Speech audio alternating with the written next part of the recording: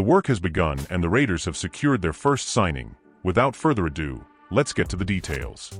The Las Vegas Raiders were just able to sign a guy with somewhat of a championship pedigree before free agency even started. And by somewhat, I mean he just won a Super Bowl with the Philadelphia Eagles. However, he was on the practice squad.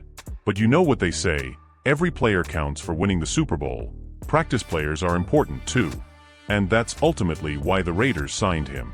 On Tuesday, the Raiders signed Kyle Phillips to their roster. Many Raiders fans may not know who Phillips is, but he hasn't always been a practice squad player. In fact, he is a guy that at one time was looked at as a great route runner with great footwork. Phillips played for the Tennessee Titans.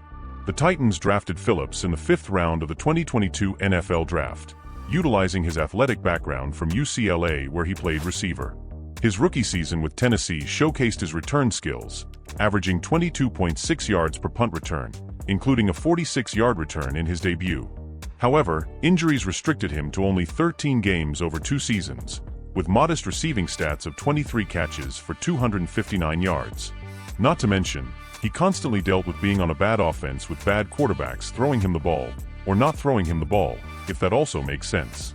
Following his time with the Titans, Phillips joined the Eagles practice squad but became a free agent thereafter. Phillips' job on the practice squad came with being a player that the Eagles helped scout with, or a scout team player. If there was a player on the opposite team that the Eagles needed to game plan a specific way for, Phillips was possibly the guy playing that role for the sake of the team. He was around winners every day. So, it's safe to say he knows how to win. Comment if you think this time the Raiders will do a good job until next season starts. We need to have a good team by then.